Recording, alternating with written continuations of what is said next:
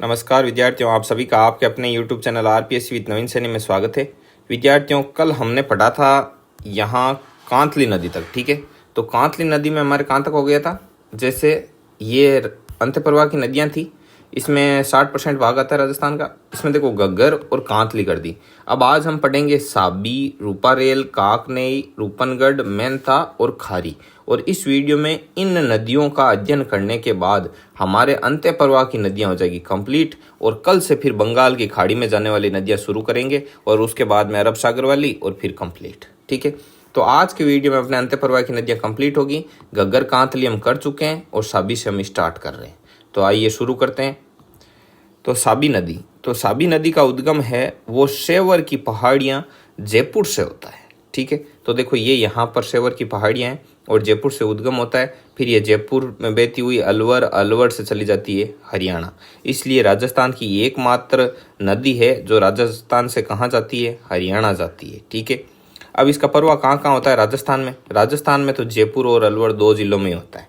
और मुख्य रूप से मुख्य नदी ये किसकी है? अलवर की। उद्गम जरूर जयपुर से होता है, लेकिन जयपुर में इसका बहाव क्षेत्र कम है। अलवर में पूरे अलवर को क्रॉस करके जाती है। ठीक है, आगे है काकनेई नदी। अब इस काकनेई नदी को मसूरदी नदी भी कहते हैं। मसूदी नदी ऐसे भी लिखा हुआ मिल सकता है आपको। ठीक है, मसूदी नदी। ठीक है, और ये आंतरिक प्रवाह की सबसे छोटी नदी है। इसलिए ये फैक्ट बहुत ही ज़्यादा क्या है? इम्पोर्टेंट है। ठीक है, अब देखो इसका उद्गम कहाँ से होता है? इसका होता है कोटड़ी गांव, जैसलमेर से इसका होता है उद्गम। ये यहाँ पर रही कोटड़ी गांव, जैसलमेर से इसका उद्गम होता है। और ये आगे जाकर किसका निर्माण करती है? बुझ झील का निर्माण करती है। तो अब क्वेश्चन देखो कैसे कैसे घुमा सकता है। काकनेई नदी, मसूदी नदी का उद्गम कहाँ से होता है? बुझ झील का निर्माण किस नदी के द्वारा किया जाता है? आंतरिक प्रवाह की सबसे छोटी नदी कौन सी है? तो ऐसे इसमें से क्या बन सकते हैं? क्वेश्चन बन सकते हैं। ठीक है, आगे बढ़िए। आगे है रूपारेल नदी को क्या क्या कहते हैं? वरा है। ठीक है, रूप नारायण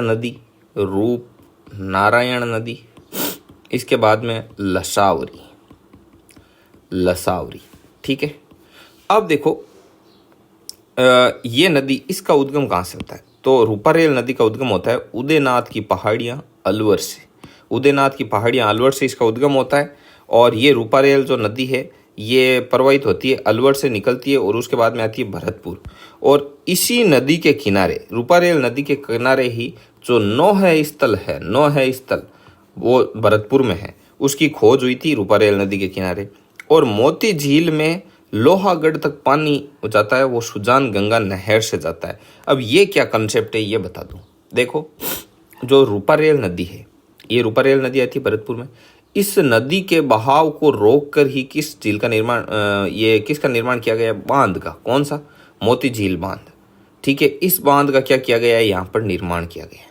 ठीक है, अब हमारे क्या है कि ये लोहागढ़ दुर्ग बना हुआ था, और लोहागढ़ दुर्ग है वो किस श्रेणी का दुर्ग है? पारिक दुर्ग। अब पारिक दुर्ग है, और इस दुर्ग के चारों, पारिक दुर्ग ऐसा दुर्ग होता है जिस दुर्ग के चारों ओर क्या खोदी जाती है? खाई खोदी जाती है। खाई खोद कर खाई रहती है, और उस खाई में क्या डाला जाता है? पानी डाला जाता है। ठीक है, पानी डाल दिया जाता है। अब इस लोहागढ़ दुर्ग के भी चारों ओर खाई, और उस खाई में पानी डालना, तो पानी किससे डालें? तो लोहागढ़ दुर्ग की जो खाई है उसमें पानी आता है मोती झील बांध से। और मोती झील बांध से ये तो नहीं कि बाल्टी भर खिलाएंगे, तो मोती झील बांध से एक नहर निकाली गई है। उस नहर का नाम है सुजान गंगा नहर, और उस नहर के माध्यम से भरतपुर दुर्ग की जो ये खाई है उसमें पानी डाला जाता है। और ये मोती झील बांध है, अब इसमें पानी भरा है तो पानी और भी तो काम आता है। तो ये भरतपुर की सभी मूलभूत आवश्यकताओं की पूर्ति करता है। इसलिए मोती झील बांध को भरतपुर की लाइफलाइन अर्थात भरतपुर की जीवन रेखा बोलते हैं। क्या बोलते हैं? भरतपुर की जीवन रेखा। ठीक है, मैप पर देखना चाहो तो मैप पर देख लो। ये यहाँ अलवर, और अलवर से इधर भरतपुर जाती है। ठीक है, ये अलवर भरतपुर। और जो ये अपने पहले पढ़ी थी वो नदी, वो इधर से जयपुर से अलवर, और अलवर से हरियाणा। ठीक है, अब आगे देखो और कौन सी नदी है। उसके बाद में है रूपनगढ़ नदी। तो रूपनगढ़ जो नदी है वो उसका उद्गम होता है सलेमाबाद अजमेर से। और सलेमाबाद आपको पता है निम्बार्क संप्रदाय की प्रमुख पीठ थी, ये देखो लिखा हुआ। इसी नदी के किनारे निम्बार्क संप्रदाय का प्रमुख पीठ सलेमाबाद है। ठीक है, और इसका उद्गम तो होता है इस्लामाबाद अजमेर से और ये फिर जयपुर साइड निकल जाती है, ठीक है। और ये सांबर झील में दक्षिण से मिलने वाली नदी है। तो ये कंसेप्ट इंपॉर्टेंट है, कई बार पूछ लेते हैं, ठीक है। तो सांबर झील में दक्षिण से मिलने वाली नदी कौन सी है?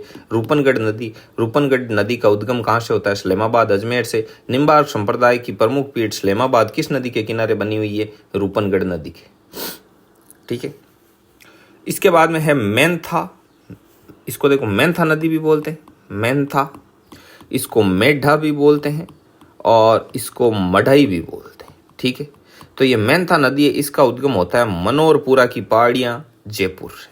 मनोरपुरा की पहाड़ियाँ जयपुर से उद्गम होता है और ये सांबर झील में जाकर मिलती है। सांबर झील को राजस्थान में आंतरिक पर्वतंत्र का सर्वश्रेष्ठ उदाहरण कहते हैं। ये फैक्ट बहुत ही ज़्यादा इम्पोर्टेंट। सांबर झील राजस्थान में आंतरिक पर्वतंत्र का सबसे श्रेष्ठ उदाहरण। तो आंतरिक पर्वतंत्र का सबसे श्रेष्ठ उदाहरण राजस्थान में कौन है? सांबर झील। अब देखो सांबर झील में कितनी नदियां मिलती है। सांबर झील में देखो ये नदियां मिलती है, ढूंढ, मेंथा, खारी, खंडेला, रूपनगढ़, इतनी नदियां मिलती है किसमें? सांबर झील। लेकिन अब ये नदियां आती है तो इनमें लवणता की मात्रा, लवणता लाने वाली नदी कौन सी है? तो देखो सर्वाधिक लवणता लाने वाली नदी है ढूंढ, ठीक है। तो ये जो ढूंढ नदी है ये सर्वाधिक लवणता लाती है, सर्वाधिक लवणता, ठीक है, सर्वाधिक लवणता लाती। अब यदि ढूंढ ऑप्शन में नहीं हो तो फिर क्या करोगे? तो फिर सेकंड नंबर पर सर्वाधिक लवणता लाती है मेंथा। तो ये ध्यान में रखना, मेंथा सेकंड नंबर पर सर्वाधिक लवणता लाती है और फर्स्ट नंबर पर कौन है? ढूंढ नदी, ठीक है। तो अब ये मेंथा मेंढा भी हो गई। तो ये टोटल 7 नदियां पढ़ ली हमने, किसकी? आंतरिक प्रवाह की। अब देखो 7 कौन कौन? देखो गग्गर, कांतली, रूपनगढ़, मेंथार, खारीर, ये सब है कि नहीं? ये नदियां हमने पढ़ ली। अब देखो जैसे कोई इंपॉर्टेंट नहीं थी तो उसके बारे में नाम ही ध्यान में रखना है, तो उस नदी को हमने नहीं पढ़ा है, ठीक है। तो इस प्रकार से और इसी के साथ अपने अंत्य प्रवाह की जो नदियां हैं वो हो जाती है कंप्लीट, ठीक है। और कल से शुरू करेंगे कि बंगाल की खाड़ी में जाने वाली नदियां, ठीक है विद्यार्थियों। तो मिलते हैं नेक्स्ट वीडियो में, तब तक के लिए जय हिंद, जय भारत।